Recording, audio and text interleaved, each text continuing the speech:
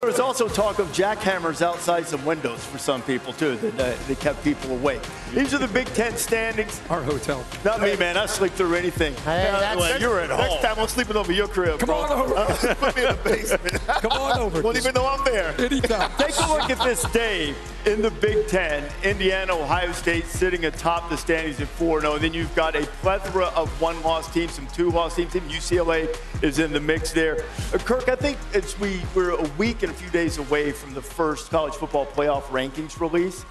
You could see a world in which the Big Ten only gets 3 teams, but they're seeded 1, 2, 3. Yeah. Once the final rankings. I think we're all clear on Oregon and Indiana and Ohio State. I do look at Michigan. Michigan lost to USC. They came back the next week and beat a good Washington team. You look at the rest of their schedule. Obviously, Ohio State at the end, but there's a very good chance they run the table. They're 9-2 going into that game at home against Ohio State. 60 minutes away from possibly winning that game, being 10-2 with a win over Ohio State. They could be a team that you're sitting there talking about. Illinois, maybe. I saw Brett Bielema come out publicly and say, guys, we lost to Ohio State and we lost to Indiana. By the way, they got blown out by Indiana. Didn't have much of a chance against Ohio State. I think he's trying to already kind of state his case, but I'm with you. I think there's a legit shot they get 3 teams in the playoff. Well, but Brett is going to get his due today because they play Washington. So this is kind of an elimination game for Illinois. If they can win that game, they stay in the mix. I really think that, Ohio State and Indiana have kind of proven their mettle. I think Oregon still has a ways to go because they have to play Iowa, Minnesota, USC, and Washington, to finish the season, which could have a huge impact on where they are. And all those other one-loss teams, if they finish strong, they're going to have an opportunity as well, and there's plenty of them. And, Pat, we're almost assuming Notre Dame, when we talk about 3 or 4, we're assuming Notre Dame potentially wins out and they would be in. They're 1 loss away from opening the door for teams in the ACC, Big 12, and Big 10. Let's not assume Notre Dame gets to 10-2, but if they do, they're in. Yeah, and obviously that's the roll of the dice whenever you're an independent. You don't have a chance to come back and win your championship and get an automatic entry into the CFP where it starts with 12 and it counts down to 1. And then obviously the Power 5 school gets in. But whenever you think about the Big Ten, I think we're all speaking the same language. I think we know that there's going to be 3, and the top 3 are certainly, I think, in Big Ten fans' minds, enough to go run through the college football playoff. They think they have the best teams in the country in the Big Ten, but then you start thinking about who would be the 4th. And you just mentioned Oregon having to prove their mettle. Next week, they're at Iowa. Iowa has a home game against Minnesota right now. Iowa's one of Iowa's losses against Indiana, where they can say that might be the number 1 team in the country. And Granoski, don't look now, he's starting to find it over there. So Iowa is always lingering, it seems like. And next week, I think, is like a kind of they're going to still linger or they're going to be completely out. I think the Big Ten will get 3 in. I think Big Ten right now runs college football. I mean, college football, it goes through the Big Ten conference. Hey, the SEC is a basketball conference. There's nothing wrong with that. And you guys should take pride in that. Hey, and baseball. And baseball. Great baseball, too. Great baseball. Track and field. Javelin, There we go. I do have some Some vitamins? Yes. Okay. But my concern now would be Ohio State because they've just been so dominant. Like, we don't get a chance to really talk about them on the show because, 1, they're just dominant. Like, they're the best team every week that they play against.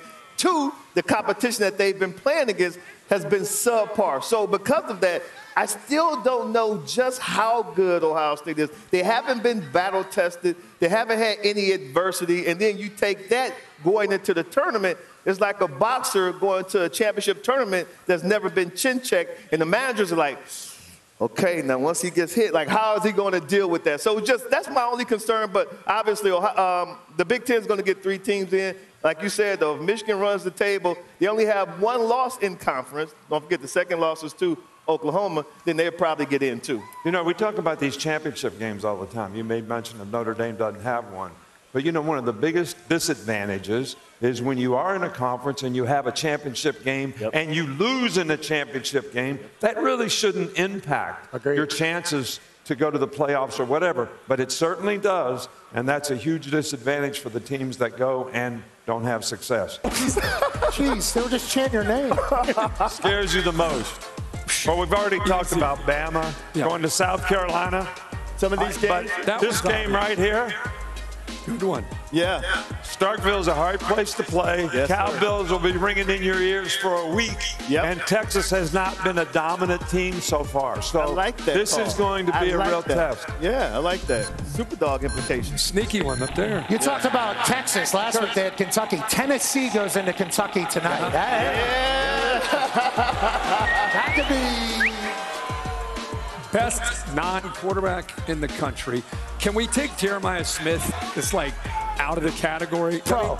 This is your question. I like the guy named Jeremiah, but last name not Smith. I like Love. I think Reuben Bain. Reuben Bain's another one up there. Jeremiah Love. I Jeremiah like Love. Smith. I like Jeremiah Love. Yeah. Running back at Notre Dame. Who else? Yep. Anyone else you can think of? I like Bain. Mod Hardy, who they'll Mod Hardy. Hey, I like he's a good Bain, player. Wait. Eli Stauer. Eli Stauer. Eli Stauer. Great tight end. Yeah. Former quarterback. All right, another one for everybody, so stop.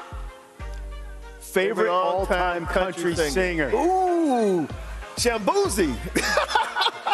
Okay, you like Shaboozey? Shabuzi. Shaboozey makes bangers. No, my favorite is Beyonce. Okay. Beyonce. She won the award, right? She won the award, exactly. You can How take about it you, back. Coach? You can take it back if you want. Well, Kennick was at your house last night. Kenny, I'm going and Kenny he used to come to Tuscaloosa and warm up his band in some little bar, and we got to be pretty good friends. I love that song. Give me the Fall's a great show. Give me the Big Loud Boys. I mean, Morgan Wallen, Ernest Hardy, that whole crew. Luke Combs, also absolute dog. Dirks Bentley, Vanderbilt grad. He's a beast. Country music has like 1,000 incredibly talented people out there because it's a great genre. No, I'm going to throw Pat McAfee in. Yeah, one day. It's coming. Yeah, it is. All right, let's see what we got. All right, stop. Which teams will play in the ACC championship game? Whoa, no, let's see. Okay, here we go. I want to go Miami, but they just lost to Louisville. They're going to have a big game against SMU. That may determine something. UVA, no one's really talking about UVA. I like UVA a lot. Yeah. I love them. I mean, outside of us. Look at this. They got Carolina. What do you guys think? Look at their schedule. I know. I like UVA and Georgia Tech. How are these two not going to make Don't sleep on Georgia These Tech. three don't play each other. Right. Can we look at Exactly. things here? You can look at records, and then you can look at a team eyeball test. Right. This team is going to play one of those three teams. Okay. All right. Eyeball test. Well, have to happen. how the heck are they going to get in over these teams? Who these? Because these teams, they have to lose. Somebody has to. They don't control their own destiny. Right. They need help. Now, Because they lost to Louisville. They only play They need help. Yep. The ACC might have a couple bids. Yeah, they'll give it. Miami will go at large. Yeah. Exactly. Yeah. You start Maybe avoid Charlotte. Now you start thinking about Big Ten. Yeah. That's All right. of a sudden. That's right. Hi-ya. Heisman favorite. Nobody.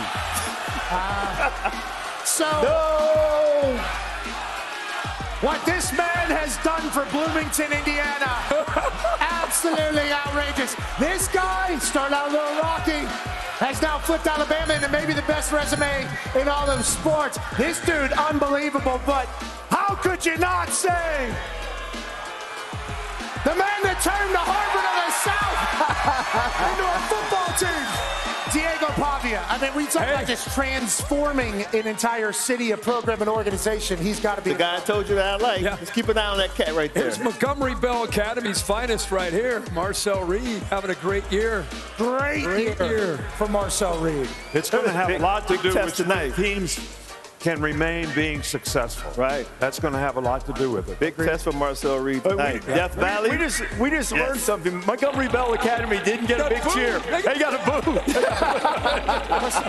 Is that local Nashville High School? Yes. Stop. They played with Marcel. Okay, now, Pat just told you Diego Pavia, Heisman favorite. So now the question is, who did it better? Heisman polls. Not even Desmond close. What was Diego? I mean, first of all, Break it down, Kirk. Break it down for the people, please. I want you to appreciate, start from the bottom, the spat that he had. The uniform, he's got, even his towel spatted. Yes, it I mean, is. that's legendary. And I think that's a little premature. Hold on. I think that was a little premature. That's why you only did it half. That's why you only did it half. Maybe that's why. Yeah, Maybe that's why. This is what I would call full strut. Yeah. This is a half strut. I think you're so you got to go there. He's not there yet. When was this? This was against 1991. End of season? End of the season. Okay, so you cemented it? Right. This was middle of season. He said, I'm not there It's yet. I'm not there yet. I'll put that thing out there. He's not totally committed to it right here. Not yet. He said, I'm working. Exactly. I'm working. That's an exclamation point. Right there. Exactly. That's a nail in the coffin. This kid knows. Well, I'm not really sure anyone was talking about moving on from Mike Elko since they're undefeated, ranked in the top 5 in the country, but a lot of guys have been moved on from. Now, coaches have always gotten fired. There have always been big jobs happen. It started happening a little bit earlier lately, and Kirk, it really seems sort of reflective of where we are in college football right now. You've got a much, much shorter window to produce results. Well, we get into these great discussions on Friday, and I mean, we could go a lot of different ways about the pressure that's on these coaches, and you got to win. It's always been that way, but it just does feel different. I think Pat and I, we got into a really good discussion last week. We can continue it right here about it's different because we've allowed NIL to become a big part of this, and the folks that put money into these programs help you go out and get players. But I think where the rubber meets the road to me is, are the folks that are providing the money, should they be involved in the decision-making of talking to the AD or talking to the board or whatever it might be about, hey, I gave $10 million or and this isn't working, I don't like this coach, and I'm done giving money until that guy's gone. And I just thought, man, is that a healthy thing for a program to do it the right way when we're counting on folks that are giving money that I guess are entitled to have some opinions, obviously, they're giving money. But is it really for the long-term health of the program right to allow the money people who are creating the NIL to ultimately hire and fire the coach? Yeah, well, because you have an interest. The whole world that we're currently in right now is run by money. And it's not just like college football is brand new to the money world. Money's been making decisions for a very long time in a lot of aspects of life, including sports as an entirety. But college football now, with the ability for your alumni to be an actual asset for your team. Hey, if I'm able to get a billionaire that's maybe a donor to this school or wants to see this school be great, I can go to them and say, hey, can we get $10 million? If we're able to do that, we're going to be able to buy 10 good players at premium positions, and we're going to be able to flip this around. Just like Vanderbilt has been able to do here. They got donors that want to be a part of this. You know, the Huber Center basketball facility, $90 million. This new football stadium that just opened in August, $130 million. They got $14 million in outdoor tennis, $7 million in indoor tennis. So your boosters can really change your entire university and your football team. But when you do that, when you're asking somebody for millions of dollars, there's a chance that they're going to say, well, what are you going to do with it? And when it doesn't work out, there's a chance they're going to say, I'm done giving my money to you. Just like when you invest in a business or a person that has a lot of businesses and they stink at it, I'm not giving them my money anymore. That is certainly a leverage play happening all around college football. And for me personally, there was a Wednesday that I got a call from Rich Rodriguez, who was my college football coach, a man that I think is going to be able to do good things at West Virginia. And one of our biggest donors decided that he was not going to give the amount of money that they thought he was potentially going to give, and they needed the money by the next day. Like, hey, we need this money by the next day because we got these couple guys that we made these promises to, and now the money isn't coming from where we thought it was going to come through. And I said, hey, all right, I'll help. So I send the money over. I didn't even think to myself, man, I should get some leverage here. Okay, I should get some say in who's playing. Because I think every guy I potentially paid on their way out of the door already. They have not won a lot of games, but I didn't say that. I just wanted to help the program. So, like, the hopes would be that the money people just want to help the program. But a lot of these guys with their money and women with their money, it's not just helping the program. It's also like, hey, I now have a stake in the program, which is kind of how it's being sold. That's just the reality of the world that we're in. Not that it's great. I'm just saying that's the reality of the world, Coach Saban, it feels. Yeah, and I agree with you guys that the money and the people who give it have had an impact. But I also think there's an unintended consequence of how it affects players. You know, players' commitment to development, players' commitment to team, you know, all those things have been affected a little bit. I'm glad that the players make money. I'm not talking about that. But it's how they get the money that creates a lot of distractions. So it creates a more fragile psychological balance in terms of their ability to have consistency and performance, which now becomes a challenge for the coach to be able to frame things out in a way where you continue to motivate guys. And it's much more challenging now than it was 5 years ago or 3 years ago, even when I was coaching. So I think that has an impact on consistency and performance. And that's why we've seen some ups and downs with teams this year, which has affected, guys getting fired. Yeah, Coach, what I've noticed, you guys made some good points about, boosters have always contributed to programs, contributed to their alma mater, giving money, I understand that. But now when you start to contribute directly to this sport and to this collective, in this group, what happens is now you think you have a say in how everything is going to happen. And then the more you contribute, the shorter your patience gets. And that's the issue. Before, you would contribute money, but you say, okay, you may have like 4 years to build this program. Now, if you're contributing 10, 15, $20 million, if you're not where this contributor wants you to be in a year and a half, they're starting to make calls to see if they can get somebody else in your seat. So to me, the patience is starting to dwindle as far as what these people expect once they give all that money. I agree with that. I think what Pat's saying, what it used to be is they give money, they build a new indoor facility. Right. Now it's more direct, like this quarterback, we need him, this running back. And when you don't 100%. Get the results, that's what I guess I'm asking. Is it right? Right. Not Nick Saban, because he won 7 or 8, however many national championships. Yeah. Just your random coach. Is it fair for these guys that are giving them money? Right. Or how do we block that? Right. How do you still get money but not allow those guys to make decisions? I think that's the big question. That's the issue. I think you grow a big money tree in the backyard. And you go and cut that thing down every time you need it, because these humans that have the money, especially, I don't know. I just think you said something on my show yesterday about whenever you take the job, you have to set those parameters. Yeah. Like, I think that's the only way, business negotiation is set it at the beginning, which I go back to my story. I didn't know I should have done that. I should have got say. I should have been calling the first 10 plays, maybe. I'm just saying. You got to kind of set that, I think, at the beginning. You said and that was going to be my comment about, for the guys that are going to go take these jobs now, you need to set the ground rules and the parameters of who you're reporting to, who has an influence on the program, and how that's going to impact your ability to coach players. It is a sorting day of sorts in the Big 12. Cincinnati's been one of the surprises. We just talked about them as one of the teams having opened. Here come the Baylor Bears in a prolific passing attack that they'll bring to Nippert Stadium. And the Bearcat defense has given up some yards through the air. These Big 12 leaders, they all have some challenges. BYU, the only undefeated team overall, they're at Iowa State, where Matt Campbell's Cyclones during his tenure have knocked off 3 top 15 teams at home. Iowa State getting some guys back on defense. Thamel told us that earlier in the show. They've really dealt with injuries. They've got Rocco Beck leading the way. Baylor and Cincinnati, both these teams can really move the football, both in top 4 in total offense. Sawyer Robertson leads the nation in passing. TCU really got after him.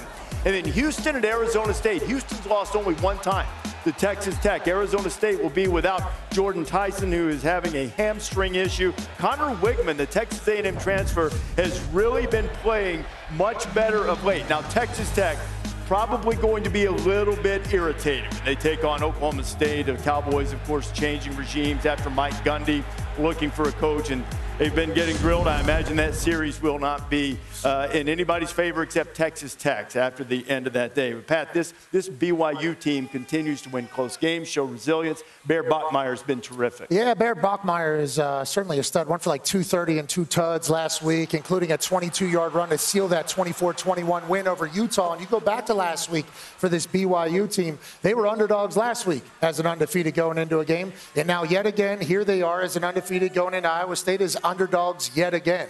Now their defense forced 2 turnovers, and certainly that could help them against Rocco Becht and this Iowa State team, who's fresh off of 2 losses against Cincinnati and Colorado. But I think BYU is exactly where they want to be. They love being the underdogs. They have this grit to win, and after a huge one against Utah last week, I like Bear Bachmeier and LJ Martin and the boys over there for the Soaker Cougars team at BYU really well. But today's a tough one for them, especially with Dominique Orange coming back on Iowa State's defense, as Pete Thamel alluded to earlier today. I know you're a huge fan. I am too. Kalani Sitake, the head coach at BYU. Amazing job that he's done. You lose your starting quarterback in July.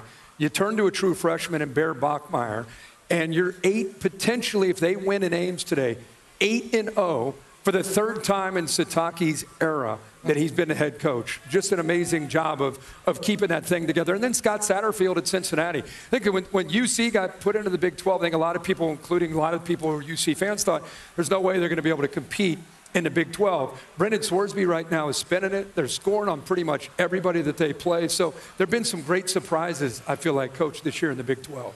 Well, I think Cincinnati is one of the teams that we don't talk much about. All right, but this team is really efficient and effective on offense. Quarterback Brendan Sorley has 24 touchdowns, total touchdowns to 1 interception. They're averaging 38 points a game. They've got 75 explosive plays, which is one of the tops in the nation, and they've got great balance on offense. Let me show you what I mean here. Ooh. You know, they're... You got a little film? We got a film here? Yeah, we go. All right. False start in the False start, yeah. So, you know, right here you're going to see an inside zone play. This Evan Pryor is a really good running back. You see him make people miss here, stiff arm, explosive play. Now you're going to see him on the outside zone with great vision. Sees the plays cut off, cuts back, sees a great running lane. Another explosive play, running the football, running for a touchdown. They've got a great weapon here in tight end Joe Royer. This guy is averaging over 15 yards per catch. He's athletic, he's a vertical threat, but he is good running after the catch. And this Brendan Sorley guy, the quarterback, I mean, this guy can throw, he can move. This is a little double move right here, and you're going to see him spin this ball right in between 2 defenders. Receiver makes a great catch. Another explosive play. But they also have Caleb Goody, who can get over the top of people, and you're going to see him, you know, with an explosive play here running a post against blitz coverage. Just outruns the guy. Sorley makes a great throw. Another explosive play. Lots of weapons on offense, lots of explosive plays. If these guys can play defense, they're going to have a chance for the championship. Coach, you said it yesterday. You said he's squirrely, that Sorsby, and I think you were just kind of putting that together, but he has been spectacular for Cincinnati. They lose that first game at a neutral site against Nebraska, and I think everybody kind of rules them out because what you were saying about them in the Big 12. Great team, great tape. Look at you breaking down tape right there. At home, only a 3.5-point favorite. It's on ESPN, too. You can check them out. They've got some receivers, too. Yeah, I love those tapes. Arizona State, 5-2, 3-1 in the conference, had the big win, though. They knocked off Texas Tech. Texas Tech's a team I thought was going to win the Big 12.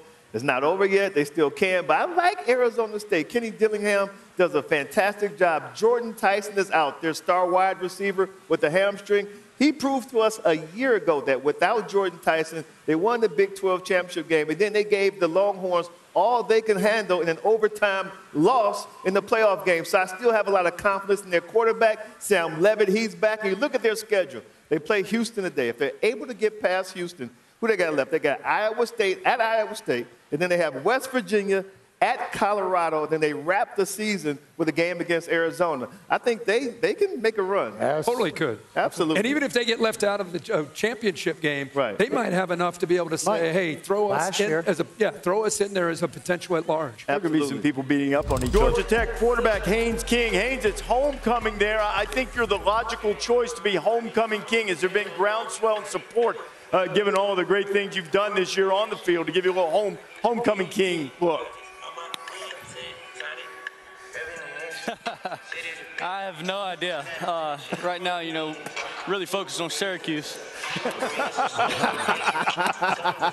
And that's why you're the king, brother. Okay, now, obviously, this season is very similar to last year. You guys have come in and done very well. What have you seen about maybe the maturity of your team that makes you guys be able to finish this year the same way you've started it, Haynes? Oh, for sure. I mean, maturity is definitely the perfect answer. You know, we got a lot of older guys, but the camaraderie like, it's hard to build how close this team is with the camaraderie with, you know, people from different diversities. You know, we got freshmen coming in, we have transfers coming in. So to be able to build that and have that camaraderie is pretty special. And, you know, that's kind of what got us here through adversity and all that. So we're going to ride with it. Hey, Haynes, it's Kirk. I just want you to know that this warm-up look, Diego Pavia did it. We really appreciate you doing this in the midst, and you're kind of a pioneer. You're kind of creating a thing that we love to do to kind of give fans a look behind the scenes. So much love for doing this. What is Georgia Tech's program about beyond Haynes King? What if fans nationally, they see that Georgia Tech or GT, and what do they not understand about this program and how legitimate it's become? You know, really, a lot of people don't understand what we came from. And I don't even understand the full picture, honestly. From when Key took over, I wasn't here. I was here his first tenure when he was officially the head coach. But some of those guys, we still have them on the team. Like Malik, he's one of the main guys that helped build it the whole time. You know, J-Mo, those guys that's been here, Joe Fusel, guys that's been here the whole time to actually seen it from where it's actually came from. You know, before I got here, before Key's interim year, you know, they were, I believe, 3-9. It was a rough spot. Then they showed a couple glimpses of life that season. I think they got like 5-7, and then, you know, from what we've came from, it's pretty special, and just kind of what it took as well. And then Key just being himself around us, and the guys that he's hired to coach us and develop us, and also the guys that he's brought in to, you know, keep that locker room the way it is. Haynes, one of my biggest concerns as a coach was when you got to this point in the season, you're 7-0, you're undefeated. How does the team handle the spotlight? Have you guys been able to continue to stay focused and prepare things the way you have all season long, or do you see any of this being a problem moving forward? I think, you know, we're still able to prepare like we have all along. Coach Key, he said it before the season started, you know. The internal expectation will always be higher than the external expectation. With that being said, you know, you're never going to get too nervous or worried about all the outside noise. How do you handle the outside noise is really how you're going to, you know, perform as a team. If you let outside noise and all that get to you, then you're going to struggle at times, especially, you know, games like this. You're 7-0, 12 o'clock game. You think you have it in the bag, but really, you still have to prepare just like any other game, like this biggest game. Haynes, I'm a big fan of you guys and the way you guys play football. Your style, I just love the way that you approach it. Tell me about one word you would use to describe your head coach, Brent Key, and why. How would I describe Coach Key? Yeah, one word to describe Coach Key and why. Genuine. And then on top of that, I mean, it's hard to really say just describe him by one word, you know. But like I said, the best word that I can describe him is genuine. He stays true to who he is. He hadn't really changed. You know, week to week, he's still been himself. He'll get fired up every now and then, which all of us love, because it just shows how genuine he is, how much it cares to him, or how much it matters to him and stuff like that. I appreciate that descriptor is genuine.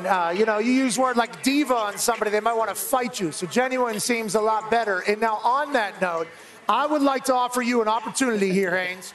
If you can take that football, okay, from where you're standing right now and hit an upright, the upright that is closer to you on that field goal. No, you're walking closer. Hold on now. Hold on now. You got to be over in the corner. You want to go crossbar or upright, Haynes? What do you want to do? How about this? Okay. Let's get, since last time I missed it, how about I get one of my linemen out here to try to hit it, and let's double it. Yeah, I love that. Okay, we'll go $500,000 if one of your offensive linemen hits a crossbar, and to a charity of your choice, Haynes. Which offensive lineman? He has a ringer. Yeah, it feels like he knows. What yard line? 10-yard line, Haynes? 10-yard line? What do you want, 10, 15, whatever? Okay, yeah, 15. Yeah, 15-yard line. Let's do 20. Where's the big fella? Who's coming in here? He's going to get somebody who used to play quarterback. He's like, I got him. Okay, who is this Haynes? Who is this Haynes? Here's big bitch coming. Who is this 15-yard line. 77. Hit the crossbar. $500,000 donation. Need that. You got it? You got me? Oh, yeah. Haynes, who is that? Big Red, Keelan Rutledge, 7-7. Keelan Rutledge. Big Red. That was a miss? All right, good. You could have celebrated like it was a make. You had us there. You want this, you got that. No way, watch them walk right past you. Run fast while you have the chance. Don't speak, let them look right at you.